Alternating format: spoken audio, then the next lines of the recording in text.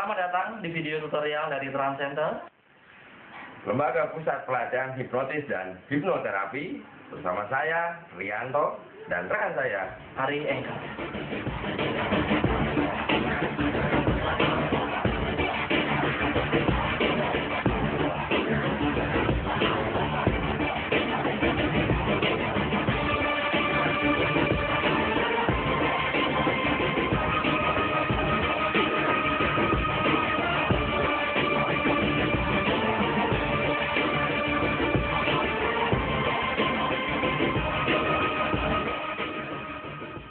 Jadilah tuan atas pikiran dan diri Anda sendiri. Baik, perkenalkan, nama saya Ari Engkar, seorang hipnoterapis bersertifikat resmi. Saya akan memperkenalkan kepada Anda seperti apa sih hipnosis, dan hipnotisme. Pada dasarnya, hipnotis adalah sebuah keilmuan dari psikologi yang mempelajari bagaimana cara dan pola kerja pikiran manusia. Dalam kondisi hipnotis, orang bukan berada dalam kondisi tidak sadar, tapi justru sangat-sangat sadar akan kondisinya saat itu. Yang pertama, saya akan jelaskan bagaimana pikiran manusia itu. Kita tahu bahwa pikiran manusia ada satu, tetapi terbagi menjadi dua bagian. Yang pertama adalah pikiran sadar dengan kapasitas 12%. Lalu yang kedua ada pikiran bawah sadar dengan kapasitas 88%. Jadi, selama ini kita hidup menggunakan pikiran sadar. Tetapi kita tidak tahu bahwa ada pikiran bawah sadar yang jauh lebih besar kapasitasnya dan jauh lebih besar andilnya dalam kehidupan kita. Salah satunya adalah ketika Anda mengendarai sepeda motor.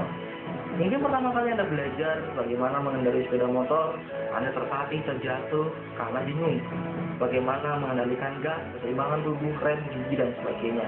Tetapi saat ini ketika Anda sudah lihai mengendalikan sepeda motor, maka pekerjaan itu, tugas itu diambil alih oleh pikiran bawah sadar Anda. Sehingga yang terjadi ketika Anda mengendalikan sepeda motor, seolah-olah ada pikiran lain yang mengendalikan tubuh Anda untuk mengendarai sepeda motor tersebut. Dan itulah pikiran bawah sadar. Lalu, apa sih peranan bawah sadar dalam kehidupan kita yang paling penting? Yang pertama adalah kita bisa melakukan afirmasi.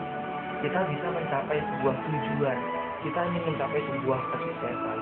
Karena bawah sadar dapat dikatakan sebagai gudang memori atau hard disk dari pikiran kita, maka bawah sadar ini mengandung beberapa hal yang sangat banyak sekali. Di antaranya adalah pengalaman hidup, ya, lalu ada pengalaman-pengalaman empiris, induktif yang kita alami sendiri maupun yang diberitahukan oleh orang lain. Nah, saat ini ketika Anda bisa menggali kemampuan bawah sadar tersebut, maka Anda bisa menjadi orang yang sangat luar biasa. Tepatnya, dalam kondisi hipnosis, sebenarnya terjadi adalah sebuah informasi yang ditanamkan dalam pikiran bawah sadar seseorang, sehingga pikiran sadarnya menjadi tidak aktif atau lengah. Oke. Nah, ketika sebuah informasi masuk ke dalam bawah sadar, itu merupakan kondisi hipnosis.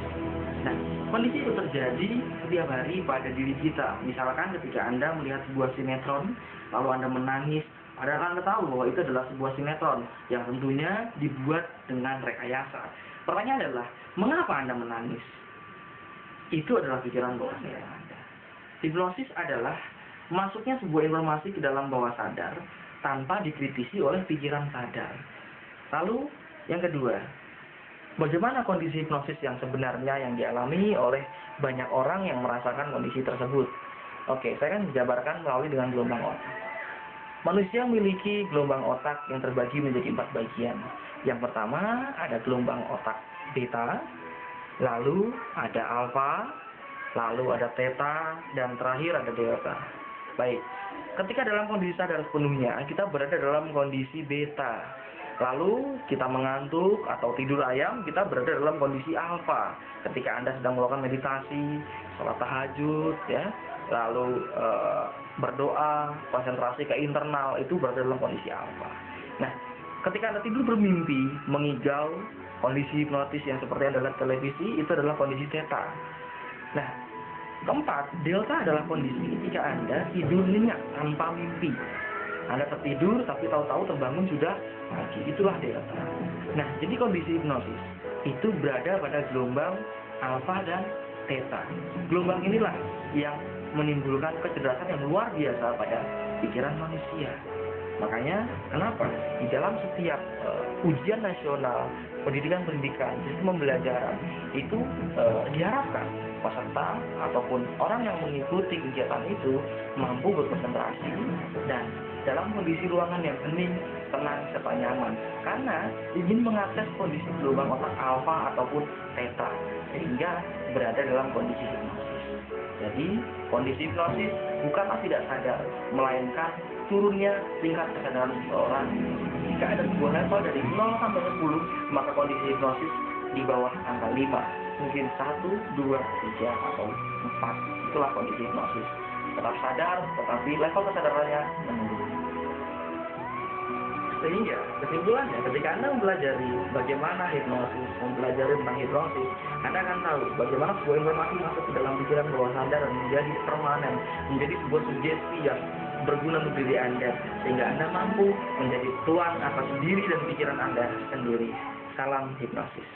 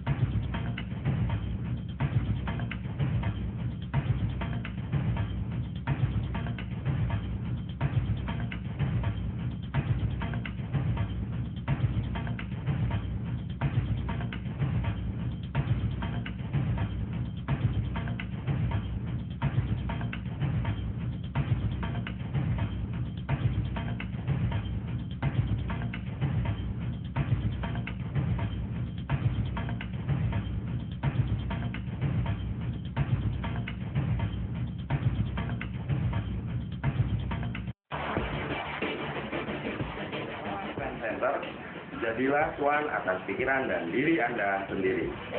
Saya Rianto, seorang terapis hipnoterapi bersertifikat. Baik, tadi kita sudah mendengarkan keterangan mengenai apa itu hipnosis, dan lain sebagainya dari sahabat saya, Engkos. Baik, dan saya sekarang akan menerangkan mengenai fakta dan mitos dari hipnosis itu sendiri. Di mana masyarakat umum, bahwasanya ilmu hipnotis lebih cenderung ke arah ilmu negatif atau kejahatan. Namun, jika kita lebih tahu sebenarnya hipnotis itu, ilmu hipnotis itu sendiri sangat-sangat bisa diaplikasikan ke arah yang lebih positif. Salah satunya yang kita tahu adalah hipnoterapi. Di mana untuk bisa menjadi seorang terapis atau ahli hipnoterapi, tentunya Anda harus mampu atau benar-benar menguasai yang namanya ilmu hipnosis. Dan kita tahu bahwasanya yang disebut hipnotis pun jika kita gunakan dalam ranah yang lebih positif, tentu akan lebih bisa menghasilkan sebuah kebaikan yang terkadang tidak bisa untuk dinalar. Contoh ya, misalkan saja jika penerapan ilmu hipnosis dikembangkan di sekolah-sekolah di mana setiap pengajar dan guru-guru mengerti dan tahu tentang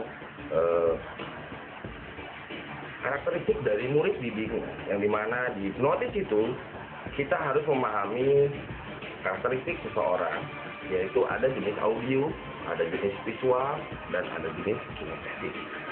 Jadi di saat di dunia pengajaran, sang guru dalam menerangkan dia sangat tahu menempatkan di mana murid-murid yang bertipe audio itu cenderung lebih ke belakang, dan murid-murid yang memiliki karakteristik visual atau penglihatan mungkin ditempatkan di tengah, dan bahkan yang memiliki karakteristik kinestetik itu lebih tepat ditempatkan di bagian depan. Dan kenapa? Karena kita tahu tipe audio atau pendengaran, orang yang memiliki karakteristik pendengaran biasanya dia cenderung matanya tidak memperhatikan, tapi sejatinya telinganya sangat peka dan dia sangat tahu untuk menerima pelajaran setiap ilmu yang diberikan oleh sang guru tersebut. Jadi selebihnya mengenai visual, kinestetik, kenapa ada di tengah, ada di depan, mungkin akan kita pelajari lebih lanjut di program pelatihan hipnosis Training Center. Ada yang rela kita pernah dengar bagaimana seorang mau dijadikan bom bunuh diri. Nah, kita tahulah kejadian-kejadian seperti JW Marriott, mungkin Bali, maaf bagi yang korban di sini, bukan untuk mengulang atau mengulas kembali masa lalu, tapi itulah fakta, di mana ada seseorang yang mau dijadikan sebuah mortir ya, atau bom berjalan. Bayangkan, bisa dibilang itu bagian dari hipnotis yang salah dalam pengimplementasian. Kenapa? Bayangkan, jika kita mampu untuk menciptakan generasi-generasi muda yang kedepannya memiliki semangat dan tekad yang berani, seperti berani ngambil positifnya, berani untuk lebih kreatif, berani dalam membuat sebuah analisa-analisa yang fungsinya kita tahu untuk kemajuan bangsa yang lebih baik ke depan. Nah, Anda sekarang tahu hipnotis yang mungkin selama ini kita kenal dengan identik jahat atau apapun, ternyata jika dipelajari dengan baik dan diaplikasikan ke sesuatu yang positif, tentu akan membuat sesuatu yang wah dan hebat. Seperti kita tahu, di hipnosis itu terdapat namanya hipnoterapi atau untuk pengobatan. Sebenarnya bukan itu saja. Dalam hipnosis bisa dipecah-pecah lagi. Salah satunya manfaat dari ilmu hipnosis tersebut. Pertama adalah hypnoselling, di mana Anda bisa mempelajari bagaimana Anda melakukan sebuah penjualan ke konsumen mengenai suatu produk, sehingga dia bisa tertarik. Lalu ada juga untuk bidang kesehatan, yaitu hypnobirthing, di mana kita mampu untuk membantu proses kelahiran tentunya tetap berjalan normal dan si ibu bisa dikatakan akan nyaman dalam proses kelahiran tersebut. Atau bahkan ibu yang hamil pun di saat mereka emesis yang sangat hebat, tentu kita tahu obat apapun tidak ada yang bisa untuk menyembuhkan emesis. Tapi lagi-lagi dengan hipnoterapi atau ilmu hipnosis, aplikasi yang ranahnya positif, kita mampu untuk mensugesti bawah sadar pikiran si ibu yang hamil tersebut, sehingga dia tidak lagi emesis atau muntah-muntah. Memang kelihatan seperti ajaib atau apa ya, tapi itulah manusia. Karena kita tahu manusia adalah makhluk yang sangat kompleks. Belum lagi aplikasi seperti yang di depan tadi saya terangkan, bagaimana hipnosis diaplikasikan di sekolah-sekolah sehingga menjadi hipnosis klinis.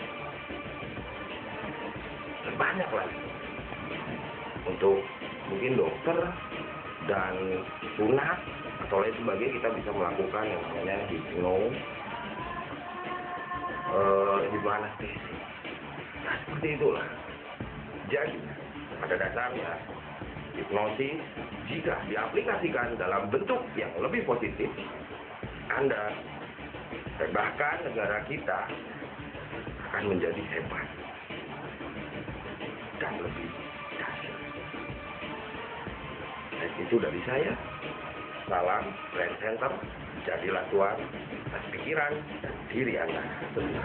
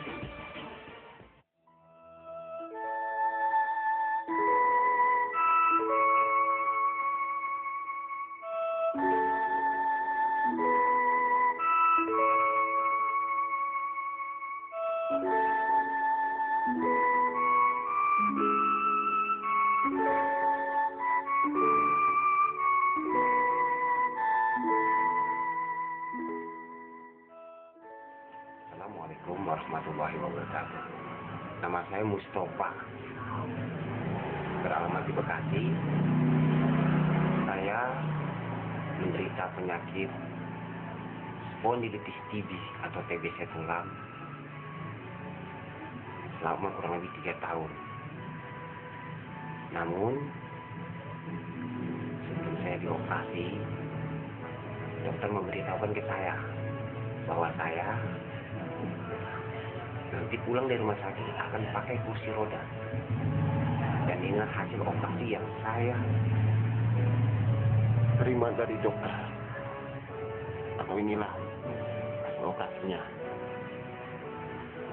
Setelah saya pulang dari rumah sakit, saya hanya bisa duduk di kursi roda sambil menangis. Proses demi waktu berjalan selama 3 tahun. Akhirnya saya dengan keluarga saya dan orang tua saya berusaha supaya saya ini kembali maksimal atau ingin berjalan. Pengobatan alternatif seperti refleks, terus yang pakai tangan, yang urut, sampai ke dokter yang spesialis atau akupunktur. Selalu saya mencoba, setiap ada informasi saya ke sana. Itu saya jalani selama 2 tahun dan belum membuahkan hasil yang maksimal. Alhamdulillah, setelah saya mengikuti program hipnoterapi di Trans Center bersama bimbingan Pak Rianto dan Pak Ari, alhamdulillah, selama kurang lebih 2 minggu banyak perubahan pada diri saya. Sampai diri saya pun bisa maju, bisa jalan ke depan. Saya masih catat 2 minggu saya hipnoterapi dan sangat luar biasa pada diri saya. Saya bisa berjalan, berpegangan tembok dan bisa lepas. Lama-lama alhamdulillah saya bisa merasakannya sendiri. Tanpa berpegangan, saya maju ke depan berjalan. Dan saya dapat keyakinan yang kuat bahwa saya bisa berjalan kembali dengan hipnoterapi. Saya lebih semangat, lebih percaya diri, luar biasa, dan dapat berdiri kembali. Salam. Setelah menyaksikan video tutorial dari Trans Center, semoga apa yang kami sajikan dapat merubah pola pikir Anda yang selama ini mungkin menganggap bahwa hipnosis selalu berkaitan dengan hal-hal yang negatif. Dan mulai sekarang, berpikirlah positif tentang hipnosis itu sendiri. Baik, kami tantang Anda untuk berani mempelajari ilmu hipnosis. Salam Trans Center.